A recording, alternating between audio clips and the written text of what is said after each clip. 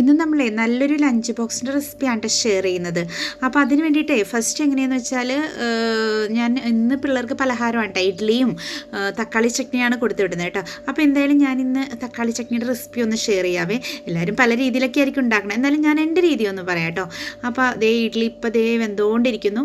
അപ്പോൾ തക്കാളി ചട്നിക്ക് വേണ്ടിയിട്ടേ ഒരു ചട്ടിയിൽ ഞാൻ കുറച്ച് വെളിച്ചെണ്ണ ഇട്ടിട്ടേ തക്കാളിയും അതുപോലെ തന്നെ ചെറിയുള്ളിയും വേപ്പിലയും കൂടി ഒന്ന് മിക്സ് ചെയ്യുവാണേ.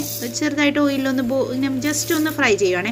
അതോടൊപ്പം അതിന് മുൻപ് ഞാൻ എന്ത് ചെയ്തെന്ന് വെച്ചാൽ കടലപ്പരിപ്പും അതുപോലെ ഉഴുന്നും വറ്റൽമുളകും കൂടി ഒന്ന് ഫ്രൈ ചെയ്തിട്ട് മിക്സിയിൽ പൊടിച്ചിട്ട് അതിലേക്ക് ഞാൻ ഈ ഒരു തക്കാളിയുടെ ഈ ഒരു കൂട്ടും കൂടി ഇട്ടിട്ട് മിക്സിയിൽ നന്നായിട്ടൊന്ന് അരച്ചെടുത്തിട്ടാ.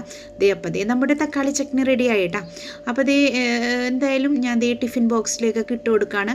എൻ്റെ കുട്ടികൾക്ക് ഏറ്റവും ഇഷ്ടമുള്ള ഒരു ഇഡ്ഡലിയുടെ കോമ്പിനേഷനാണ് കേട്ടോ, ഇഡ്ഡലിയും തക്കാളി ചട്നിയും. അപ്പോൾ എല്ലാവരും ഒന്ന് ട്രൈ ചെയ്ത് നോക്കട്ടാ.